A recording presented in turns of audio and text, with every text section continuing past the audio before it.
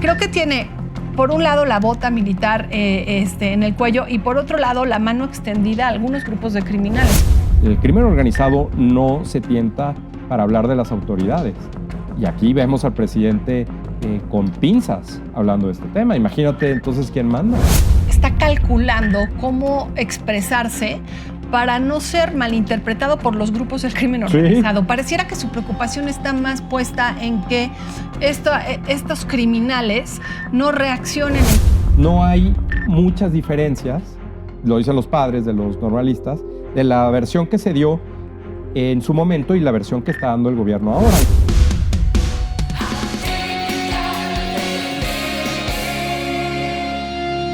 Amigas y amigos, ¿cómo están? Bienvenidos a El Ridículo de AMLO, el programa en Atypical TV, donde analizamos las afirmaciones del presidente López Obrador durante las conferencias de prensa de lunes a viernes.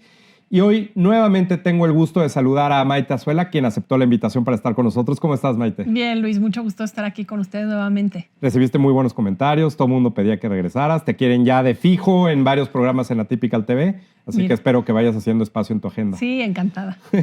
Perfecto. Mira, vamos a hablar hoy de 5 temas del presidente López Obrador durante las conferencias de esta semana que me parece que muestran un poco en qué anda el presidente.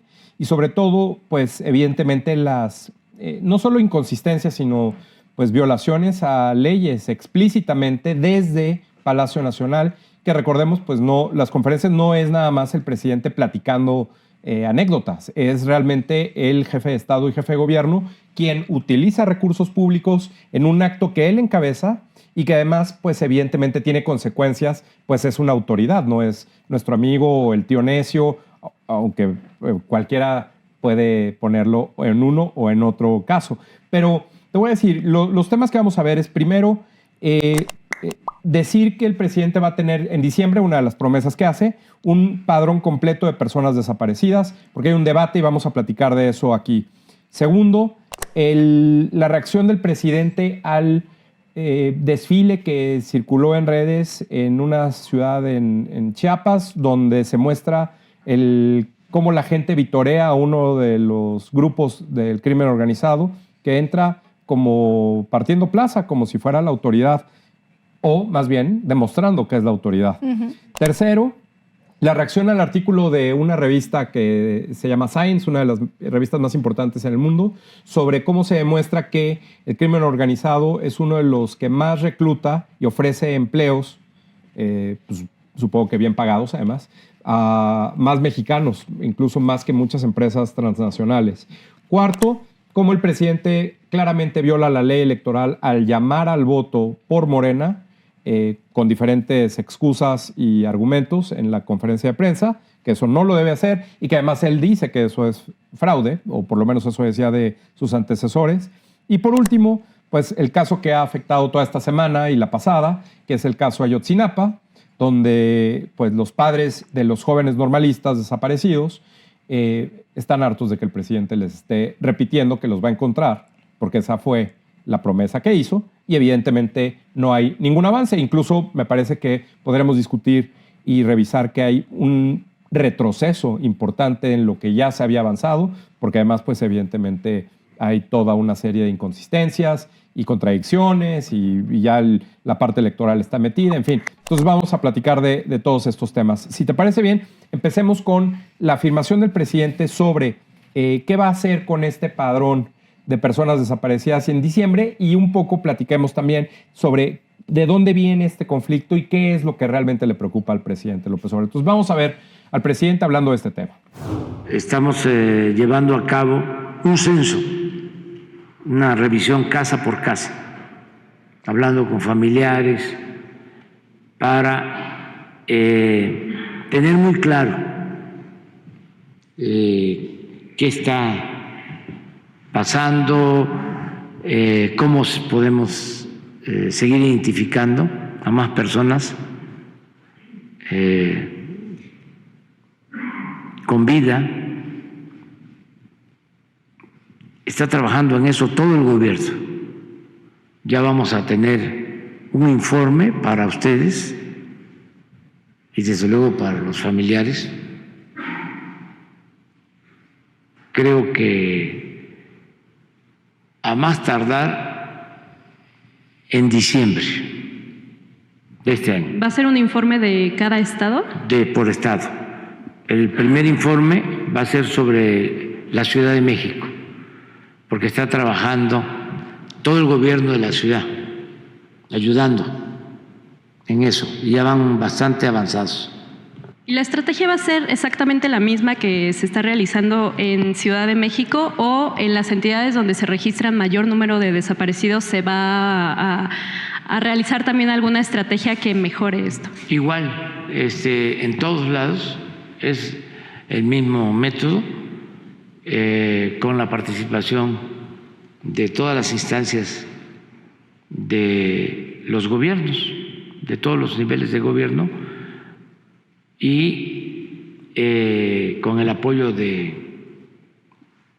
la Secretaría del Bienestar, promotores, servidores de la nación, todos ayudando en la búsqueda. Pues Luis, creo que lo que evidencia esto es que el presidente no tiene ni la menor idea de cómo está la crisis de desapariciones en México, o si la tiene, pues voluntariamente está dispuesto a negarla, a minimizarla, su tono de voz, las palabras que utiliza, la manera en la que habla de una estrategia homogénea. ¿Cómo va a ser lo mismo en la Ciudad de México que Tamaulipas, que Guanajuato? Claro.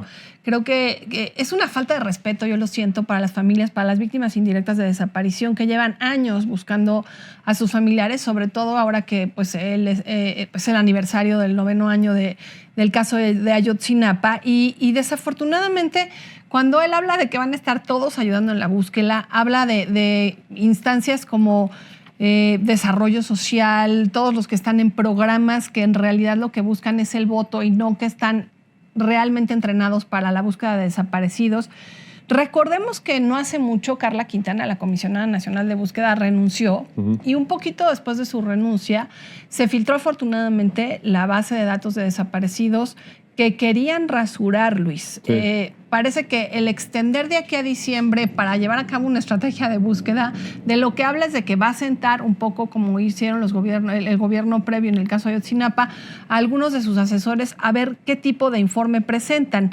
La pregunta es si en diciembre nos van a sorprender con alguna novedad o van sobre todo a asegurar que la crisis de desaparición está controlada, porque además el nombre, ¿no?, de cómo controlar las desapariciones, es que el tema en realidad hoy es un tema de búsqueda, es un tema de memoria, de reparación del daño, pero sobre todo de verdad, Luis. Y bueno, desafortunadamente lo que hace él es recurrir a la retórica constante y minimizar con su estrategia homóloga un tema que debe ser atendido con mucha sensibilidad, pero sobre todo con mucho conocimiento de lo que implica la desaparición y la desaparición forzada, que implicaría a los gobiernos previos y a su gobierno mismo. Que imagínate, si el presidente no tiene empatía para las víctimas de homicidios o de alguna tragedia, mucho menos lo va a tener para personas que pues argumentan que alguna de sus familiares no está, pues el presidente no entiende y mucho menos va a entender si esta situación se extiende más allá de su administración, qué le toca a él como responsabilidad.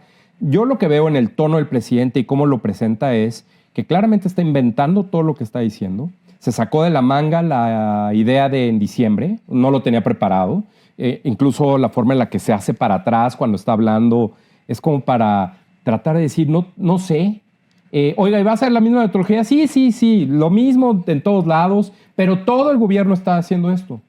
No es cierto, porque además, pues si lo estuviera haciendo, no habría estas inconformidades de las autoridades especializadas. Evidentemente habría un diálogo, me parece, como parte de la empatía y de la responsabilidad del gobierno, de las autoridades con diferentes grupos de familiares que están permanentemente buscando. Recordemos, hace unos meses, el presidente invitó a una de las abuelas de la Plaza de Mayo de Argentina, que le dio hasta la palabra en la conferencia de prensa, y aquí el presidente no se ha reunido con ellas, con las madres buscadoras aquí en México. Evidentemente, y como dices, el caso de Ayotzinapa, lo que ha hecho Alejandro Encinas ha sido todo un desorden y confusión, incluso entre ellos mismos, hablaremos de eso más adelante, pero en todo caso, la intención del presidente por minimizar el tema, por no hablar de ello, no le interesa prepararse y entrar a la discusión, pues deja tú técnicamente, sofisticadamente, no. Por lo menos con lo mínimo necesario para no herir más la situación, porque que entregue el presidente el reporte en diciembre, el año que entra, mañana, lo que tú quieras, no resuelve la situación. Y no se ve una política de Estado, como dice que está todo el gobierno trabajando y en coordinación con gobernadores, todo. Bueno, ¿dónde está esa política realmente coordinada y dirigida desde la responsabilidad del Estado y del gobierno del presidente para que entonces esto fluya? No es nada más el dato, no es nada más la nota, es realmente el problema que existe en México, que es evidentemente mucho mayor de lo que el presidente López Obrador quiere hacer. Y como dices, ¿cuál va a ser el resultado? Bueno, pues evidentemente un número mucho menor al real, tratando de minimizarlo, y lo que te puedo asegurar que va a pasar es, con nuestra administración, el menor número de desaparecidos, menor que con Peña, menor que con Calderón, menor que en toda la historia, lo que tú quieras. Pero siempre el presidente tratando de justificar algo que no ha tomado la responsabilidad y que evidentemente es un problema que no va a la baja, al contrario. Así es, y en la Ciudad de México pues se ha duplicado, y creo que es un referente también para el propio aspirante a ser candidato de Morena para gobernar la Ciudad de México, Omar García Harfuch. Creo que si ellos claramente saben, porque entiendo que tienen una reunión de seguridad todas las mañanas, claro, Luis, pues si algo se ha disparado en este gobierno son las desapariciones. Por eso ellos hacen mucho uso del referente de homicidios para presumir que la violencia se ha reducido durante la Cuarta Transformación, porque, bueno, en primera que también suelen maquillar los homicidios lanzándolos a otros rubros que no necesariamente están calificados como tal. El hecho es que las desapariciones pues sí pasan por un filtro distinto, por un lado, y por otro, normalmente suponen en inicio un secuestro y en segunda consecuencia lamentablemente suelen acabar en homicidio. Entonces, estos números son los que más les incomodan. Yo sí quisiera decir, de alguna manera está replicando a alguien que él criticaba mucho, que es Felipe Calderón, que en el 2007 redujo los homicidios, pero se le dispararon las desapariciones. Es lo que está pasando justamente aquí, y creo que el número de Andrés Manuel López Obrador es, la verdad, de terror, porque él acumula lo que suman Peña y Calderón juntos, claro, e incluso lo rebasa, y creo que, pues, si por lo menos a alguien le pasa cifras reales en una tarjetita, tendría que saber que esa responsabilidad cae sobre sus hombros. Llama la atención que hable de una estrategia cuando va de salida, Luis. Ajá. Una estrategia con la que debió de haber llegado hace 4 años. Han pasado 4 años en los que no les ha dado una respuesta sensata, sustentada, con argumentos, por lo menos, si no sabe cuál es el paradero de los 43 estudiantes, tendría que saber qué fue lo que pasó, cuál fue el trayecto, pero está protegiendo autoridades que ni siquiera fueron de su gobierno, pero bueno, claro, sabemos cómo funciona esto.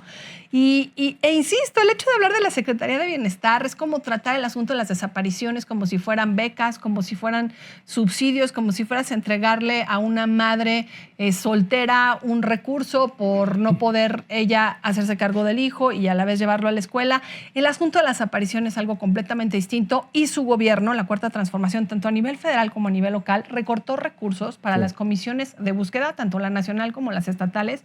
Mira, la de la Ciudad de México operaba con 11 personas, con sueldos raquíticos, Luis. No ha habido funcionario que aguante poder ser titular de esa comisión, porque el dolor de los padres lo enfrentan todos los días, y de las madres, y tienen un gobierno que no les da suficiente soporte ni financiero ni de capital humano. Entonces, claramente, esta crisis de desaparición está desbordada y probablemente le sea más costosa de lo que imagina el presidente. Y sobre todo, los datos que mencionas son tan claros en términos de el descuido que ha tenido el presidente en esta expectativa que él mismo generó, porque si alguien ha utilizado este tema políticamente, ha sido el presidente López Obrador, desde que era candidato y desde las otras elecciones presidenciales, no la última en la que ganó. Entonces, hay un incluso todavía mucho más lejano que la empatía, una crueldad de utilizar este tema y la expectativa de la gente, la esperanza de la gente, para algo que no va a suceder, no necesariamente porque se encuentren o no se encuentren, sino porque, como dices, el Estado, el gobierno, el presidente López Obrador y su equipo, su gente, sus funcionarios, no están haciendo lo que se tiene que hacer, a pesar de que dijeron que iban a hacer todo lo posible y a pesar de que, como vimos ahorita, el presidente insista en que mencione o reitere que todo el gobierno está haciéndolo cuando no es así. Claro. Cuando no está poniendo el dinero, pero son las típicas afirmaciones del presidente. Todo el presupuesto que se necesite, toda la gente, todo el tiempo, todos los días nos reunimos, esas son... ¿Y dónde están los resultados? Claro, no, al contrario. Y pues que, como dices, que ahorita esté hablando de algo, faltando menos de un año o por ahí para que... Ya casi, bueno, falta justo... mañana se cumplirá un año del gobierno del presidente López Obrador, pues evidentemente es un fracaso y ha de ser una frustración muy grande para el presidente. Lo que no pudo hacer en 4 años, no lo hará en 1. No. Creo que, repito, aquí el tema es la utilización de las esperanzas de las personas, que pues es un tema que está rebasado el presidente y un tema que está rebasado igual o derivado principalmente de la fortaleza del crimen organizado, que evidentemente se ha consolidado y que ha tomado mucho mayor protagonismo, terreno, fuerza, apalancamiento, como lo quieran denominar, y que evidentemente el presidente López Obrador pues no le gusta y no sabe, no supo nunca cómo, y ahorita menos, ahorita que ya está mucho más fuerte de cómo él lo encontró. Vamos a ver cómo platicó, cómo reaccionó el presidente respecto del desfile del crimen organizado en Chiapas y regresamos a platicar de ello. Vamos a ver. Entonces sacaron un video en donde van entrando a frontera Comalapa 20 camionetas y están de lado y lado de la carretera gentes aparentemente recibiéndolos. Y sí pueden ser bases de apoyo que hay en algunas partes del país, porque les entregan despensas o por miedo, porque los amenazan, pero no es un asunto general, es un asunto muy limitado a una región y ya se está atendiendo. Ya está la Guardia Nacional, pero lo que llama la atención es que Denise Dresser, ¿cómo se llama el que fue procurador de Salinas? Lozano. Y Morales Lechuga también. Morales Lechuga, Lozano Gracia, que ni siquiera conocen frontera Comalapa, ni Motocintla. Pero así, en nado sincronizado, como si dominara, ¿no?, el narco en todo Chiapas. A ver, aquí, ¿qué espera el presidente para entender la gravedad del problema? Como dice, que gobierne en todo el estado, es decir, que entonces él tenga que hablar, en lugar de con el gobernador, hable con el encargado de la plaza, o eso es realmente lo que hace el presidente, o el gobernador es el encargado de la plaza. ¿Qué es lo que necesita para entender que su política, cualquiera que ésta haya sido o como la denomine, fracasó? Y no solo eso, sino que creó un problema, lo incrementó y que evidentemente no sabe cómo arreglarlo, y que además, pues no solo es la presión que existe por ver este tipo de escenas y todas las implicaciones que tiene el control del crimen organizado, sino especialmente, y algo que le molesta mucho, que las autoridades de Estados Unidos le llamen la atención en todo momento diciendo: no lo estás controlando, no tienes el monopolio de la violencia física legítima porque no eres un presidente, un jefe de Estado, un jefe de gobierno, que pueda saber cómo garantizar la seguridad de sus ciudadanos. ¿Qué será lo que le angustia más al presidente? Si pensar que en realidad el pleito entre las organizaciones criminales, la organización que él defiende o que no ataca tanto o que le ha hecho favores o que está cercano, está perdiendo territorio ante otra organización criminal. En fin, hay tantas interpretaciones, todas de ellas me parecen negativas, en contra de lo que una autoridad debe tomar en cuenta cuando se presenta una imagen de estas. Tanto se repitió en otros momentos previos a la administración del presidente López Obrador sobre los estados fallidos. Yo creo que pues aquí hay una imagen casi diaria respecto de la pérdida de control y sobre todo la indolencia y la irresponsabilidad del presidente López Obrador respecto de esto que vemos todos los días, ¿no? Sí, Luis, yo ojalá me equivoque, pero igual que tú, la hipótesis que a mí me parece más fuerte entre las que lanzas es la idea de que está calculando cómo expresarse para no ser malinterpretado por los grupos del crimen organizado. Sí. Pareciera que su preocupación está más puesta en que estos criminales no reaccionen en contra de las declaraciones del presidente que en mostrar su auténtica preocupación por lo que está pasando. Creo que cómo se refiere a la gente que tuvo que salir, hay que decirlo así, esas personas fueron forzadas por el crimen organizado para recibirlos con ovaciones, por como supuesto. Si fuera llegando, no sé, un líder que hubiera transformado la comunidad, alguien a quien hay que venerar. El hecho de que estas personas estén en los extremos de una carretera recibiendo, pues, casi que tanquetas del crimen organizado, debe de ser escalofriante. O sea, lo que vivieron estas personas para tener que salir de sus casas, colocarse ahí a plena luz del sol y casi que aplaudir a quienes los tienen sometidos, controlados, a quienes los tienen atemorizados, me parece de parte del presidente, otra vez, muy insensible. ¿Y cómo se refiere a estas personas? Les llama las bases de apoyo, Luis. Sí. O sea, ¿en serio? Ciudadanas y ciudadanos forzados por el crimen organizado a recibirlos con fanfarria son bases de apoyo ¿de quién? ¿Suyas? Bases de apoyo para el crimen. El cuidado que tiene para referirse a ellos como si fueran una empresa, ¿no? Y ya hablaremos de eso en la siguiente cápsula. Creo que te dice mucho cómo ve el presidente al crimen organizado, el cuidado que no tiene, por ejemplo, para referirse a periodistas o para referirse a expresidentes.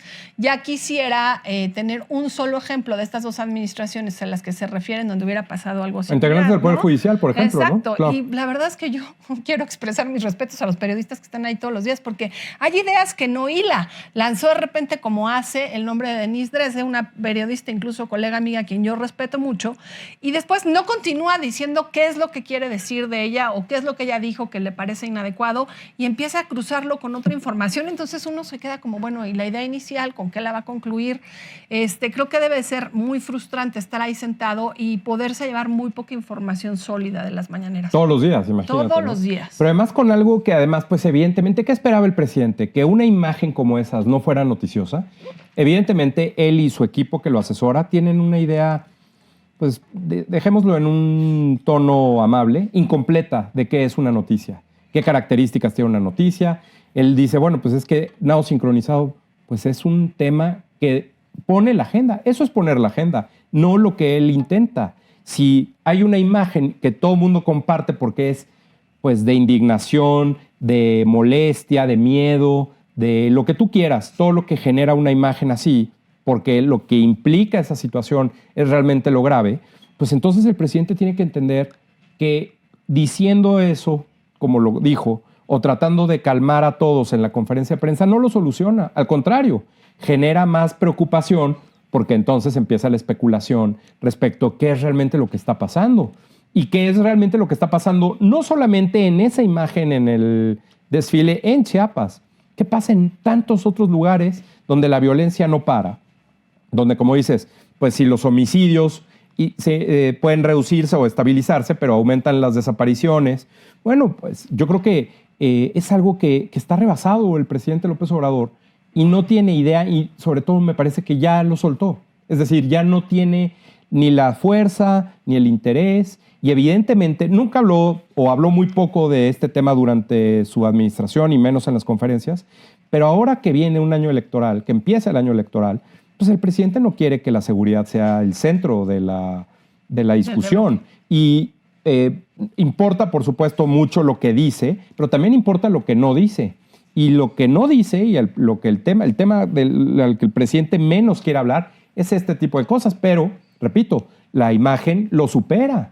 La imagen le gana y ahí es donde el presidente pues ya no sabe qué hacer. Empieza a soltar ideas improvisado, un poco quizá no solo cansado y harto, sino también nervioso de pasarse de cierta forma en sus denominaciones de a quiénes, cómo, y creo que pues ahí se demuestra quién somete a quién. El crimen organizado no se tienta para hablar de las autoridades. Y aquí vemos al presidente con pinzas hablando de este tema. Imagínate entonces quién manda. O sea, no es un juicio. La gente lo puede ver, le pueden regresar al video, lo pueden ver ahorita y ahí está, ¿no? Y creo que si minimizamos la capacidad de que el crimen organizado pueda, voy a decir televisar, porque es un poco lo que estamos acostumbrados, ya lo vemos en redes sociales, pero es lo equivalente a lo que hubiera sido en otros sexenios, que apareciera en la televisión cualquier grupo criminal ocupando un territorio con esa naturalidad sin que las autoridades reaccionaran al respecto y con el simulado apoyo de la ciudadanía. Creo que te dice cuánto poder ha ganado el crimen organizado en este sexenio, Luis. Y creo que también te explica por qué la reacción del presidente es así de timorata, ¿no? No aparece este hombre pues, que estaba en campaña, envalentonado, dispuesto a todo. Tú decías, pues parece que se cansó. Yo te iba a decir, tiró la toalla, pero luego me quedé pensando, probablemente nunca agarró la toalla. Sí, o sea, nunca fue su agenda el tema de la seguridad, nunca tuvo estrategia. Lanzó la Guardia Nacional, a la cual, por cierto, sigue intentando fortalecer. Siguen empujando leyes que la fortalezcan económicamente, no van a ceder con el tema de la constitucionalidad, por eso está impulsando mucho esta mayoría de Morena en el Congreso para el sexenio próximo. Creo que tiene, por un lado, la bota militar en el cuello y por otro lado, la mano extendida a algunos grupos de criminales. Y es duro poder asegurar algo así, pero si no fuera así, ¿qué presidente permitiría que algo así pase sin aparecer furioso, sin aparecer enérgico, sin poner un cerco de seguridad en esa zona que proteja a los ciudadanos y que le impida a ese grupo criminal volver a intentar algo así, Luis? No. Parece que lo aprueba, que lo minimiza, que no pasa mayores. Creo que de alguna manera le acomoda y habrá que averiguar tarde o temprano por qué. No, y me parece que pasa esa decisión del presidente de no enfrentarse, porque eso es lo que ha hecho. No se ha enfrentado al crimen organizado. Evidentemente los voceros que están alrededor del presidente, el propio presidente, dicen, bueno, pues es que esto no lo detonamos nosotros, esto no es nuestra culpa, pero pues sí es su responsabilidad. Totalmente. Y es su responsabilidad desde el segundo uno que le pusieron la banda presidencial. Es su responsabilidad. Puede no ser su culpa, pero es su responsabilidad. Y esa responsabilidad que fue incrementándose y que lo fue superando, pasa también por cuánto es el tamaño, que me parece que él desconoce, de las organizaciones criminales. En algún momento en este espacio hemos platicado de, bueno, pues matan o hay homicidios dolosos 80, 90, 70, en fin, todos los días. Y el presidente dice, atendiendo la explicación de administraciones anteriores, que pues son conflictos entre las organizaciones y que se matan entre ellos y así. Lo cual no necesariamente es cierto y no es 100% completamente cierto o así. Pero en todo caso, la pregunta siempre fue, pues ¿de qué tamaño son las organizaciones criminales? Que si dice el presidente que se matan diario entre ellos 80 y se siguen matando 80, pues ¿de dónde sacan? ¿O cuántos tienen en la despensa? ¿O qué? ¿Cómo es eso?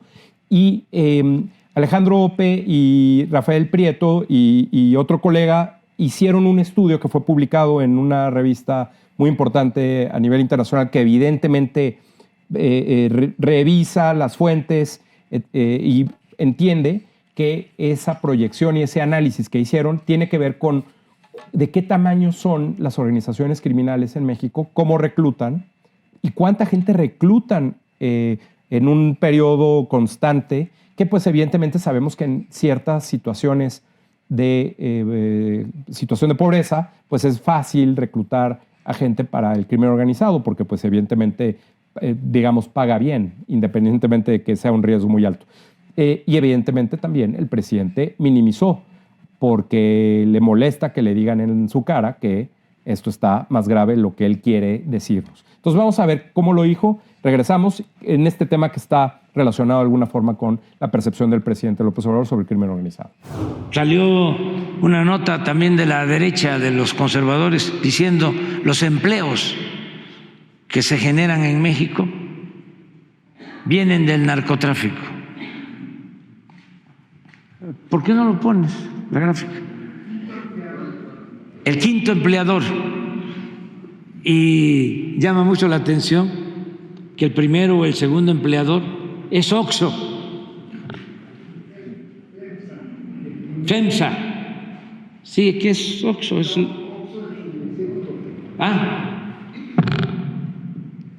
¿Cuántos empleos genera en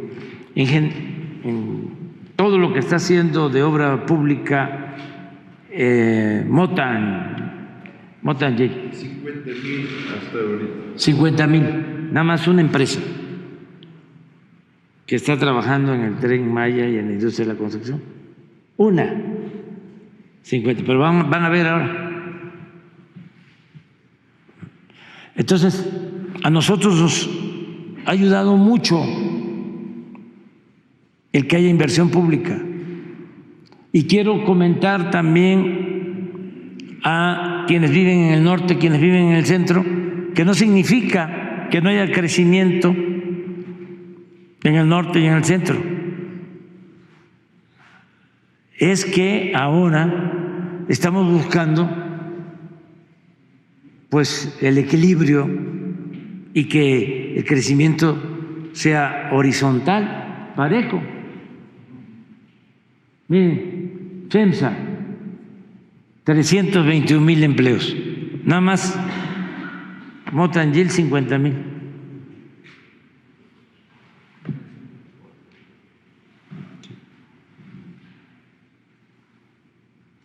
Walmart y los carteles 175,000. OXXO, ¿no?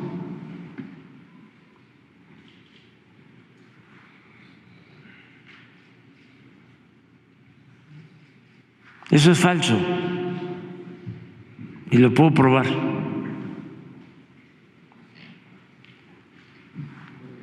Quien está ofreciendo más empleo es la industria de la construcción.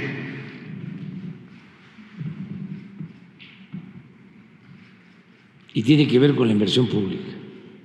Otra vez se desvía del tema central. Aquí no es quién es el mayor empleador, es que los cárteles tengan este nivel de empleo que supera a muchas empresas mexicanas. No es competencia con la obra pública ni competencia con las empresas de la construcción, pero siempre tiene esta habilidad, Luis, de girar hacia los adversarios, de descalificar empresas a las que tendría que agradecerle que emplean a otros mexicanos.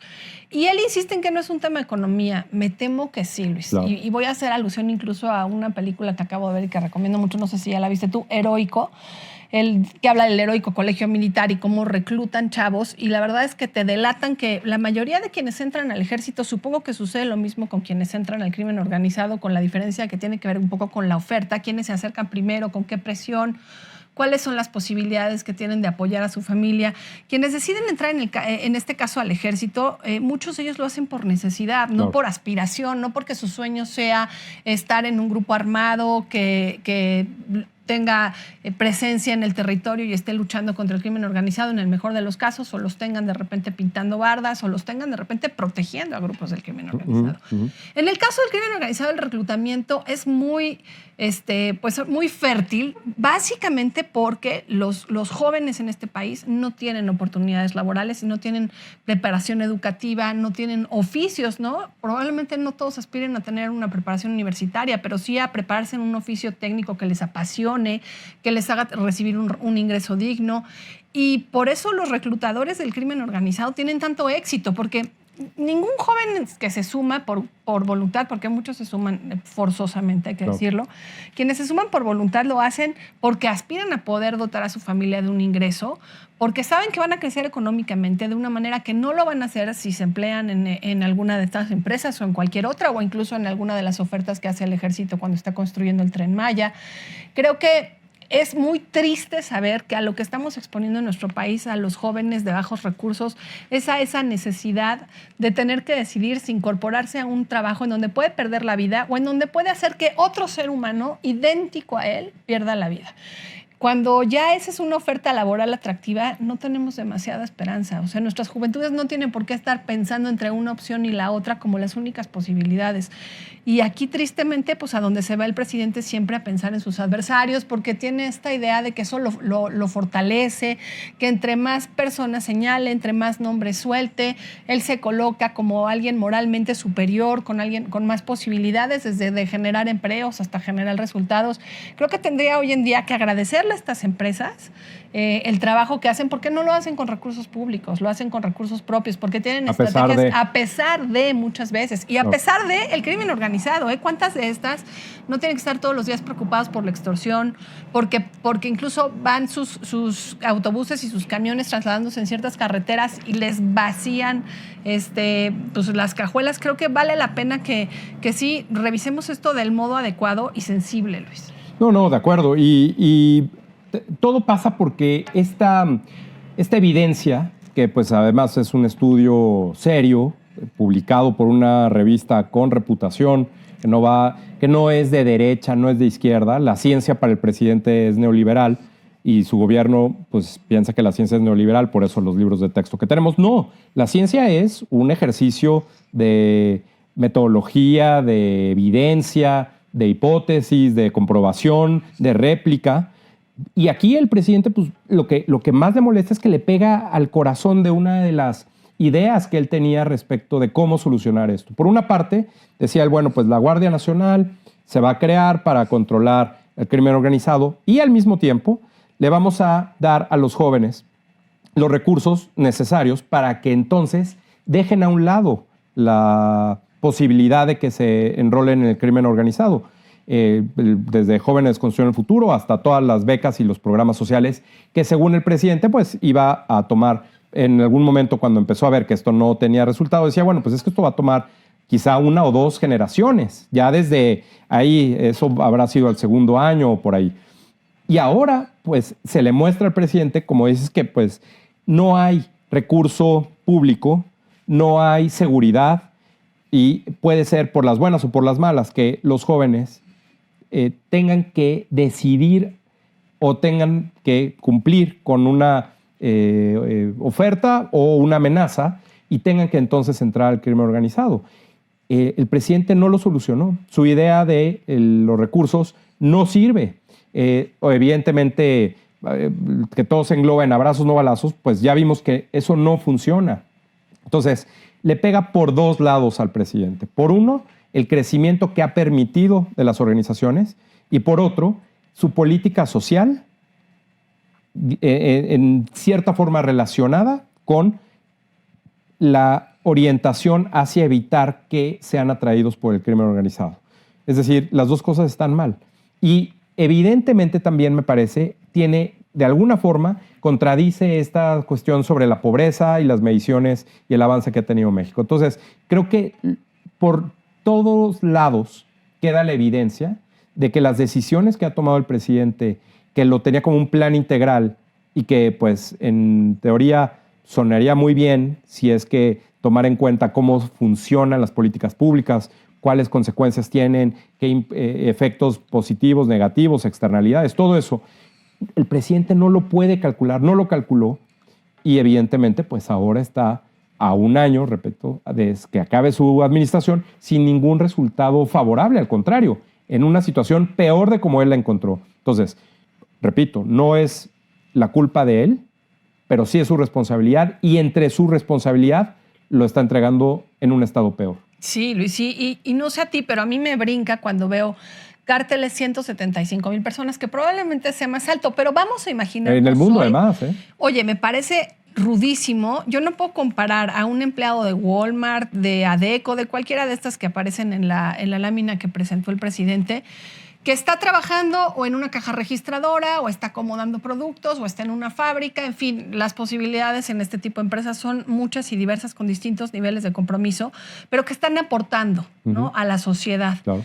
Alguien que se incorpora a un cártel no necesariamente está empleado como tal, sino que está sometido y obligado a portar un arma, normalmente de alto calibre. Creo que esto va vinculado con cuántas armas entran a nuestro país, claro, que tendría que estar controlando el ejército, porque la mayoría de las veces que decomisan armas escuchamos que son de uso exclusivo del ejército. Pues esas armas no debieron de haber entrado, y quien revisa las fronteras es justamente el ejército. Entonces, solo de imaginarme, aunque sea una pistolita pequeña, a 175,000 personas armadas, con machete, con lo que se te ocurra, me parece aterrador y escalofriante que no se dé cuenta de lo inseguro que está nuestro país, teniendo este ejército de personas armadas entrenadas para agredir, ¿no? Muchas de ellas para asesinar, otras de ellas para traficar con menores, para hacer pornografía infantil, para torturar mujeres. En fin, creo que tener a 175,000 personas contabilizadas para ser criminales es algo que nos tendría que estar preocupando. Claro, y la dimensión del negocio del crimen organizado, ¿no? Porque evidentemente pues podrán ser no solo la dimensión, sino la diversificación, que van, me parece, de la mano. Evidentemente con la permisividad del gobierno, tratando de no hablarles feo, tratando de no dispararles, tratando de dejar que hagan cosas, y que evidentemente se salió de control de lo que el presidente y su gobierno pueden hacer o no. Y que además, pues evidentemente eso afecta, como dices, a las personas que están trabajando pues de la forma legal, que se ven en una desventaja y en un riesgo permanente de su seguridad, de su tranquilidad. Bueno, ya esos empiezan a ser, en cierta forma, lujos, que yo creo que el presidente no alcanza a ver, porque nunca pensó que se le fuera a complicar tanto.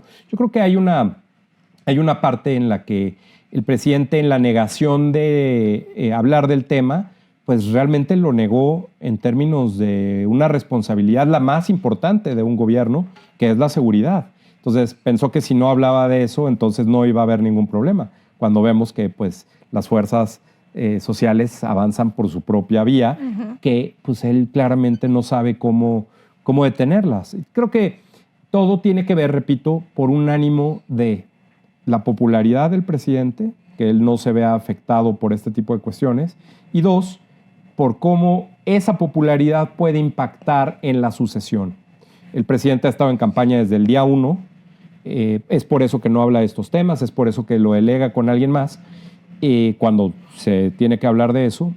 Pero aquí vamos a ver cómo el presidente habla en este momento de cómo la gente debe votar por su partido por si no queda claro que de todas formas posibles el presidente trata de incidir en el voto de la gente a favor de su partido, pues ya explícitamente en la conferencia lo dice, porque eso es lo que más le importa. Lo demás no le importa la seguridad, no le importan los desaparecidos, no le importan las mujeres el 8 de marzo, no le importa los aviones ni la obra, no le importa la infraestructura que quede abandonada, no. Lo que le importa es que la gente vuelva a votar por él, y eso, pues ya si no quedó claro por todas las omisiones, pues podemos escucharlo explícitamente pidiendo el voto para su partido. Vamos a verlo y regresamos a eso. A significar la mayoría calificada que se necesita. No representan mayoría calificada que se necesita para llevar a cabo una reforma constitucional. Sí hay mayoría, pero es simple. Es la mitad más 1, más 2, más 3, pero acá se requieren 2/3 partes de los legisladores, tanto en la Cámara de Diputados como en la Cámara de Senadores. Entonces, voy a enviar, antes de terminar,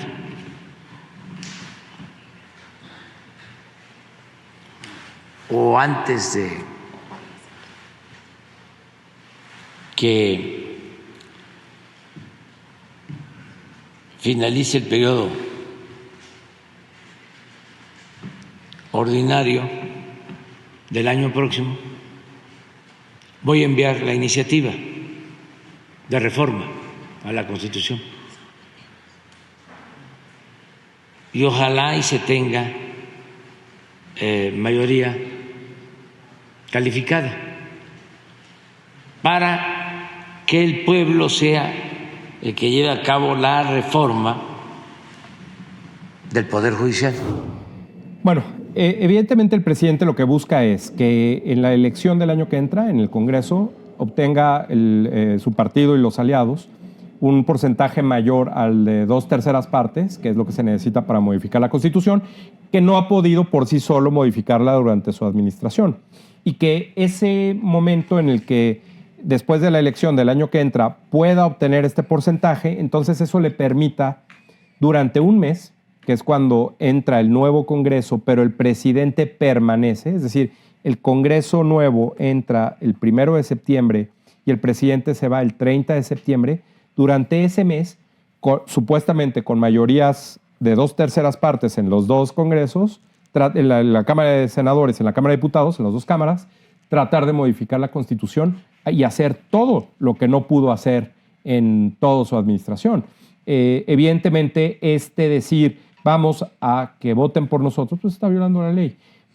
Y últimamente, a mí me parece, yo siempre he dicho que los presidentes, los gobernadores, todo el mundo puede decir lo que quiera, cuando quiera, que cada quien sea responsable de sus palabras, pero bueno, pues esa es la ley que está vigente, que él impulsó incluso cuando él era candidato y perdió la elección. Pero en todo caso, pues evidentemente ese es el conflicto que va a buscar maximizar el gobierno, y es algo que va a ser complicado cuando vemos o encontremos dos bloques que son los que van a competir. El bloque del presidente y sus partidos contra el bloque opositor y los otros partidos. Ahí es donde realmente va a estar competido ver si esos porcentajes quedan 55-45, 60-40 o lo que quiere el presidente, 66-34, que ahí es donde me parece que empieza toda la posibilidad del presidente para modificar la Constitución. Es un escenario, no es alejado de la realidad, puede pasar. Y evidentemente pues tendrá que ver con otros factores, las elecciones locales, las de gobernador, presidente municipal, en fin. Pero en todo caso, el presidente ese es el objetivo que busca ahora. Ya no pudo hacer nada más, pero buscará modificar la Constitución. No sabemos en qué proporción. Si tiene el 66%, puede poner incluso una nueva Constitución. Sí, creo que esa ha sido su frustración estos 4 años, Luis. Algunas de las resistencias que afortunadamente la oposición se ha dado, porque al principio estuvieron cediendo mucho, sobre todo, sí en modificaciones constitucionales, pero también en algunas leyes importantes en materia de derechos humanos, en materia de seguridad. Creo que afortunadamente la oposición se dio cuenta a tiempo de que era momento de resistir algunos embates, porque si no le estaban entregando el país ya no solo a López Obrador, sino al ejército, y es muy difícil después de echar marcha atrás por las mejores intenciones que tenga la Sedena o que tenga el general a cargo. Creo que lo más importante siempre es guardar los equilibrios en el país. Y Andrés Manuel López Obrador sabe perfectamente que mientras no tenga el poder legislativo, no tiene este poder absoluto, claro, que tanta falta le hace a su ego, a su centralismo, y creo que está apostando a correr en este mes todas aquellas iniciativas que le han sido frenadas y otras ocurrencias más que seguro le vendrán a la mente de aquí a que llegamos a ese momento. Por lo que pues nunca está de más saber que el voto es importante. Yo creo que aunque de repente demos por cantada la idea de que Morena va a arrasar todavía en las próximas elecciones por esta legitimidad que conserva el presidente Andrés Manuel López Obrador y que puede arrastrarle de alguna manera a Claudia Sheinbaum, yo todavía dejaría la duda presente. Creo que nada está totalmente cantado nunca, pero a lo que sí tendríamos que apostar es a contrapesos, y el Congreso es tan importante que el presidente sigue usando sus mañaneras y sigue ocupando su voz en llamar al voto y en llamar al voto por un Congreso en donde él tenga la mayoría, aunque sea por un mesecito, claro, pero en donde pueda arrasar. Creo que esta debe ser un alerta, un llamado de atención para los que tienen credencial, no sé, en otro lugar y ya no van a ir a votar a donde les corresponde, para los que no la tienen actualizada, para que es en este momento en el que pensar en el Congreso es clave, porque lo que se necesita hoy en día es hacer resistencia a estos embates de ocurrencias que pueden transformar de fondo, ya no solamente desmantelar instituciones como lo ha hecho él, sino pues ahora sí que encaminar al país a una ruta autoritaria en donde sea muy difícil revirar.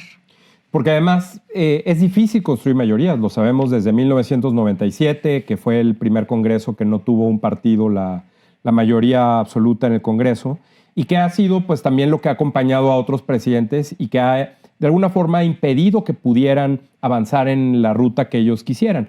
No era una cuestión de la oposición, era una cuestión de votos en el Congreso.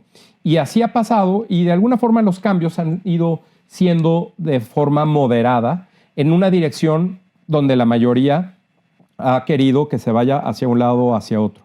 No olvidemos que López Obrador, como presidente, obtuvo el mayor porcentaje de votos desde 1988. Y ese porcentaje es lo que le dio esta fuerza de tener una casi mayoría que le permitió de alguna forma negociar con otros partidos para impulsar algunas reformas constitucionales, la Guardia Nacional, por ejemplo, y otras. Pero en este caso concreto, el presidente quiere todo. ¿Qué es ese todo? No lo sabemos. Pero sí sabemos quién es López Obrador como candidato tantos años y ya lo vimos como presidente. ¿Qué puede querer López Obrador? Pues como dices, ocurrencias, cuestiones que no están probadas, que ya probaron lo que ya está probado es que no funcionaron, que el propio presidente está frustrado, enojado. Eso es lo que nos traería un escenario en el cual el presidente pudiera modificar la Constitución como él quiere, y eso es muy arriesgado. Porque además, pues si ese es el sistema y esos son los votos y así es como se tiene que votar, bueno, juguemos con eso, tengamos conciencia de cómo funciona para que entonces podamos ejercer los contrapesos que existan para que no suceda esto. Creo que lo que mencionas es muy importante, hay que estar muy atentos de cuáles son los requisitos que se necesitan para tener la credencial para votar actualizada. Votar es, entiendo que a veces puede ser una flojera, pero es el trámite más importante para poder entonces hablar después de las consecuencias que tiene una acción como esta en una elección que pues, me parece va a ser crucial. Puede ser quizá la elección más importante de los últimos años, décadas en México. Y creo que pasa por esta, llamémosle, amenaza del presidente López Obrador, de decir, si ustedes me dan la mayoría absoluta, yo me encargo en un mes de hacer lo que yo quiera, cualquier cosa que eso signifique. Y eso pues es muy peligroso, creo. De acuerdo. Hay una última cosa que creo que también demuestra quién es el presidente López Obrador para tomarlo en cuenta si queremos que eso siga, no necesariamente con él, porque yo lo veo bastante cansado y harto de gobernar, quizá nunca le gustó, sino a través de alguien más o a través de su grupo, su partido, como sea. Y es el caso de Ayotzinapa, donde el presidente ha lucrado políticamente y ha utilizado ese caso primero para ganar una elección y después para claramente olvidar y dejarlos colgados a todos. Vamos a ver qué fue lo que dijo el presidente sobre este tema y regresamos a analizar un poco las implicaciones que esto tiene y despedir el programa. Vamos a ver.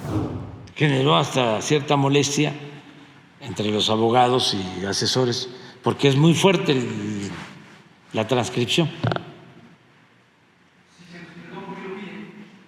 Porque ahora lo que quieren es la grabación y resulta que el documento aparece en los archivos, pero no hay grabación. Pues eso es lo que hay que ver y estamos investigando, pero existe el documento. Lo que tenemos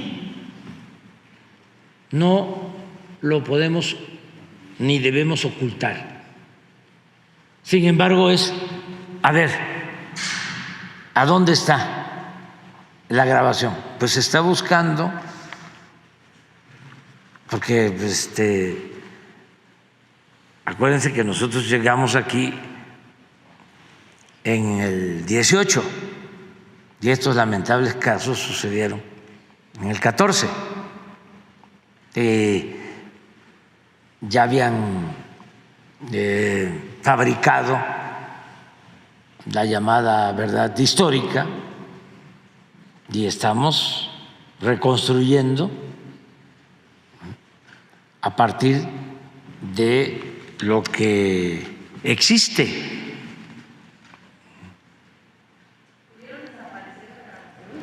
No puedo sostener nada, nada más es decir que todo lo que hay se ha entregado. Entonces, en ese tenor de la búsqueda del documento, incluiría incluso revisar el sistema electrónico donde la Sedena carga información. ¿Por qué se lo pregunto? Porque algunos de los testimonios y de hecho seguimientos que hicieron ese día la Sedena, no hubo un soporte en papel. Incluso soldados y comandantes dijeron, no hubo soporte en papel. Todo se cargó al sistema electrónico de la defensa. No recuerdo ahorita el nombre. ¿También se revisaría eso? Porque todo, es que no hay ningún problema. Pero además les voy a decir otras cosas. Ya con la información que se tiene, si logramos que nos ayuden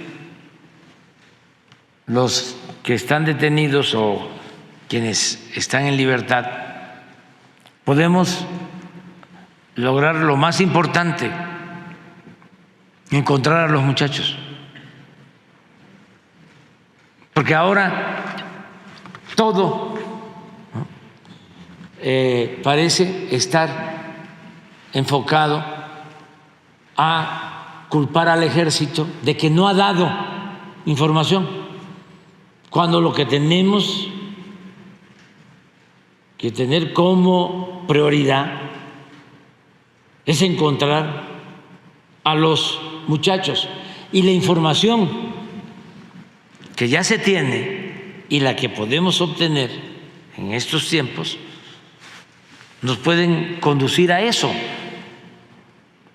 No es culpar por culpar, no es nada más, fue el Estado y fue el ejército y ya.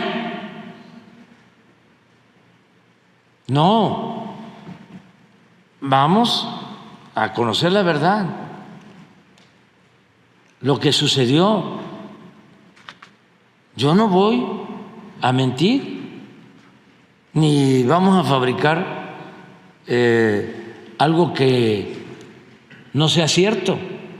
Creo que es muy indignante, Luis, que a 9 años de ocurrido esto, a él le corresponden 4 años. O sea, sí, habla de, todavía sigue prometiendo que va a dar con el destino y que va a encontrar a los muchachos. O sea, me parece una falta de respeto para los padres incluso lanzar esa promesa. A lo que tendría que comprometerse es a decir qué ocurrió con los muchachos. Creo que evidentemente el hecho de que se le cuestione abiertamente sobre qué pasó con los documentos digitales que nunca quedaron impresos, que tuvo la Sedena en ese momento, y que él diga que los va a entregar, pues estamos esperando. 4 años me parece mucho más de lo que se le podría permitir a alguien para analizar esa información, para tener alguna evidencia útil. Dice que hay personas detenidas a las que puede recurrir. Efectivamente, Alejandro Encinas en su informe habló de 14 militares detenidos. Todos nos preguntamos, ¿acusados de qué? ¿Implicados? ¿Desde cuándo? ¿Vinculados con qué tipo de crimen organizado? ¿Qué tipo de información se supone que esos 14 militares manejan? ¿Dónde los tienen detenidos? ¿Por cuánto tiempo? ¿Quién va a ratificar su sentencia? ¿Están detenidos en calidad de...? ¿no? Todo está completamente opaco, oculto. Si fuera por ahí, pues sería muy novedoso, pero creo que están perdiendo el tiempo. Si en septiembre el presidente va a estar ocupado de lanzar iniciativas al Congreso, como veíamos en la cápsula previa, no creo que vaya a tener demasiado tiempo, porque nunca ha demostrado demasiado interés en poder poner sobre la mesa, transparentar toda esta información. Y creo que ni él quizás se imaginaba el entreguismo que iba a demostrar al ejército. Llegó en campaña envalentonado, fue el único que dijo que no iba a militar el país, lo militarizó hasta en las cuentas públicas a más no poder. ¿Qué podemos esperar ahora si lo que le toca es blindar, ¿no?, a un ejército que claramente estuvo involucrado en la desaparición de los estudiantes? Tan es así que tienen a 14 militares detenidos, pero a quien seguramente no quieren evidenciar, Luis. Y además, no solo esta parte de lo que él impulsó tanto de que había sido el Estado, bueno, pues ahora ya no es todo el Estado. Uh-huh. No sé cuál sea la definición de un casi Estado o de no todo el Estado, pero en todo caso, el presidente dice, bueno, lo que pasa es que nos hacen falta pocos detalles.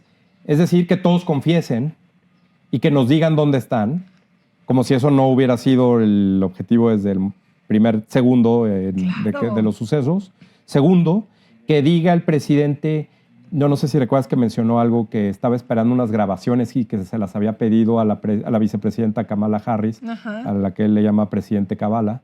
Que, pues, ¿dónde está? Porque obviamente esa es la salida, ¿no? Nosotros no podemos avanzar porque nosotros le pedimos las grabaciones a Estados Unidos y no nos las han mandado, pero si las tuviéramos, esto ya se resolvería, ¿no?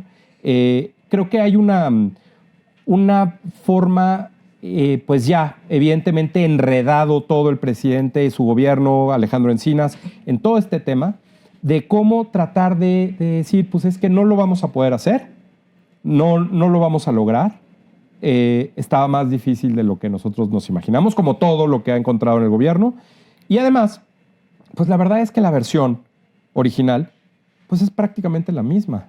No hay muchas diferencias, lo dicen los padres de los normalistas, de la versión que se dio en su momento y la versión que está dando el gobierno ahora. Incluso las acciones legales contra ciertas personas que fueron capturadas y que ahora han sido liberadas o nuevas capturas, pues demuestra que más bien el interés por tratar de avanzar en una ruta que no tiene destino ha complicado aún más el procedimiento y los ha dejado con menos herramientas de las que contaban al inicio para resolver el caso. Y entre esas afirmaciones de la verdad, me parece que hay un personaje que tiene que ver con cómo el presidente trata de defender todo esto, que es el virtual posible futuro candidato de la Ciudad de México, Omar García Harfuch, que es cómo si él estuvo en las reuniones, pues ahora no pasa nada, ¿no? Estaba cerca de García Luna, estaba cerca en su momento, y luego estuvo cerca de Murillo Karam, de Tomás Herón. Y entonces el presidente dice, bueno, pero es que García Harfuch no los mandó matar, no los secuestró, pues tampoco Murillo Karam, tampoco Tomás Herón, pero ellos sí los persigue y García Harfuch va a ser candidato. Por cierto, paréntesis nada más para que lo platiquemos después, esta cuestión de meter a Hugo López-Gatell como candidato en la Ciudad de México tiene un efecto, no se vayan con la finta de decir, sí, va a estar López-Gatell y García Harfuch. Entonces todo el mundo dice, no, pues es que López-Gatell es terrible. Y entonces tan mal se ve que Omar García Harfuch se ve bien. Totalmente. En una defensa como esta, que tiene que ver evidentemente con un tema, repito, que el presidente se enredó, no sabe cómo salir y va a culpar a todos los que se puedan, pero todavía tiene el descaro y la crueldad, me parece, de decir, los vamos a encontrar. Y hay otra más, Luis, que muy breve quiero mencionar, que es, se habla de que García Harfuch formó parte de esta mesa, de estos acuerdos, pero se habla muy poco de que Omar García Harfuch estaba en Guerrero en ese momento. Él ha hecho todos los intentos por negarlo, decir que estaba comisionado en Michoacán. Yo lo entrevisté 2 veces por solicitud de él mismo cuando escribió un par de columnas sobre el tema y justamente yo le preguntaba, ¿qué día partió a Michoacán? ¿A partir de qué hora? Sus contradicciones eran permanentes. Yo no pude justificar su partida a Michoacán. Él no tiene una sola prueba de que no estuvo en Guerrero cuando los estudiantes estuvieron desaparecidos y en caso de haber estado, era el responsable de la policía en la zona y creo que por lo menos le tuvieron que haber notificado que un par de sus elementos estaban involucrados en la desaparición. Entonces, no solo se queda en si estuvo sentado en la mesa o no, el candidato a gobernar la Ciudad de México estuvo muy cerca de lo que sucedió en Ayotzinapa y ya el presidente hoy sale a disculparlo. Imagínate cómo es el timing, el tiempo y la coincidencia, que en la semana que el presidente sale y su gobierno, Alejandro Encinas, salen a hablar del caso de Ayotzinapa, finalizando ya el 5º año de gobierno del presidente, esa misma semana lo destapan para ser candidato a la Ciudad de México. Y luego dicen que son genios de la comunicación. Y luego dicen que todo lo tienen calculado y que comunican muy bien y que el discurso y no sé qué. Esas cosas son torpezas, pero repito, además, de tantas malas decisiones a lo largo del tiempo, de diseño y de ejecución, que llega ahora a tomar opciones que les quedan, pues prácticamente se han ido cerrando las alternativas y no les queda de otra más que hablar lo que sea para pasar el tiempo, para que la gente patear la esperanza y la expectativa al futuro vamos a tener sistemas de salud como Dinamarca, vamos a encontrar a los normalistas, vamos a tener registros. Vamos, oigan, les queda un año. Claro. Van a hacer lo que no hicieron entonces. Y así lo han hecho todo el tiempo, prometiendo sin que necesariamente haya algo. Y pues ahora que estamos en tiempo de campaña, pues ahí las promesas es donde más justamente tienen peso para tomar las decisiones. Pero yo creo que hay que ver también hacia atrás qué ha hecho el gobierno o qué no ha hecho y qué ha prometido y qué no ha cumplido para entender mejor cuál debe ser la decisión para el año que entra, ¿no? Totalmente. Te agradezco que hayas estado con nosotros. Es muy interesante siempre escucharte por todo lo que conoces, por todos los temas, cómo lo dominas. Me parece además la facilidad que tienes para explicarlo, que ayuda a todo nuestro auditorio para entender muy bien, para entender muy bien todo esto y es por ello que siempre ponen buenos comentarios y estoy seguro que ahorita lo están haciendo de la misma forma. Espero que no sea la última vez que nos veamos y que nos volvamos a encontrar nuevamente por aquí. Claro que sí, muchas gracias. Y gracias a ustedes por acompañarnos. No olviden suscribirse, darle like. Nos vemos la próxima semana nuevamente en otro episodio de Ridículo de AMLO aquí por Atypical TV, los viernes, todos los viernes a las 9 de la mañana. Gracias.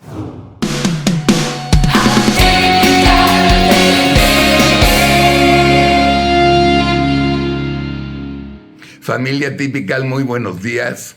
La carta que escribí este jueves para Atypical TV se la dirigí a todos los ingenuos del país. Y como cada jueves les recuerdo que me ayuden a viralizar este video entre sus amigos, sus conocidos y sus familiares. Mil gracias. Bien, vamos a la carta. La cabeza de la carta dice, carta dirigida a los ingenuos y entre paréntesis, no mamen. Estimados ingenuos, entiendo perfectamente que cuando un personaje público es su ídolo, se le perdonan todos sus errores. Es más, además de perdonarlos, los justifican y los defienden. No los culpo, es natural y por supuesto es humano. Pero cuando un futbolista estrella falla 5 penaltis seguidos, su estrella se apaga, dejando de ser una de las 7 maravillas del mundo. Sin embargo, amigos, sigo sin entender cómo la mitad del país sigue idolatrando a su candidato Andrés cuando este ha fallado 22 penales seguidos, se ha ponchado las últimas 44 veces al bat, en sus últimas 18 peleas lo han noqueado en el primer round, y en sus últimas 14 competencias de clavados ha quedado en último lugar porque o cae de panzazo o se descalabra con el trampolín. De verdad, no entiendo qué le ven. Y sobre todo, ¿por qué le creen a todas sus mentiras? ¿Qué magia posee Andrés para engañar a la mitad del país y que ustedes, mis queridos amigos, le sigan creyendo? Entonces, con mi neurosis en todo lo alto, decidí meterme a sus 100 promesas de campaña para ver cuántas promesas ya cumplió. Andrés dijo hace 3 años, en su informe de gobierno número 786,000, lo siguiente: miren, en lo fundamental nos queda realmente poco por definir. De los 100 compromisos que hice en el Zócalo el 1 de diciembre del 2018, hemos cumplido 95 y solamente están pendientes 5 compromisos en proceso de que se cumplan. Después de leer estas palabras emotivas, me dije, Charlie, qué mentiroso es. No manches. Andrés no ha cumplido ni cumplirá siquiera con el 50% de lo que prometió. Vaya ocurrencia. En fin, querida familia Atypical, después de leer sus 100 promesas, escogí al azar 5 promesas para demostrarles lo falso y mentiroso que es el excandidato y ahora coordinador de campaña de Claudia Sheinbaum, mejor conocida como Titina. Ahí les va. La promesa 3 dice, Se mantendrán las estancias infantiles de la antigua Secretaría de Desarrollo Social y se regularizarán los CENDIs. Gran mentira. Fue lo primero que quitó. Promesa 7. En 2019 estarán funcionando 100 universidades públicas. No manchen, no hay ni una. Promesa 13. Esa está buena. Se hará realidad el derecho a la salud. El propósito es garantizar a los mexicanos atención médica y medicamentos gratuitos. Comenzaremos en las unidades médicas del Seguro Social, ubicadas en las zonas más pobres, y poco a poco se irá ampliando el programa hasta que logremos, a mediados del sexenio, establecer un sistema de salud de primera, como en Canadá o en los países nórdicos. Ajá, cómo no, ¿verdad? Y ahí les va otra joya, la promesa 26. Los artesanos, dueños de talleres, tiendas y pequeñas empresas también recibirán créditos a la palabra baratos y sin tantos trámites y pérdida de tiempo. La realidad es que el 50% de estos pequeños empresarios quebraron durante el COVID. ¿Por qué? Muy fácil. Esta basura de gobierno no los apoyó, en lo más mínimo. Y a la última, promesa 34. Esta que sigue está genial, fíjense. Es que no es posible. Se aplicará una estricta política de austeridad republicana. No habrá, siéntense, influyentismo, amiguismo y nepotismo. Ninguna de esas lacras de la política.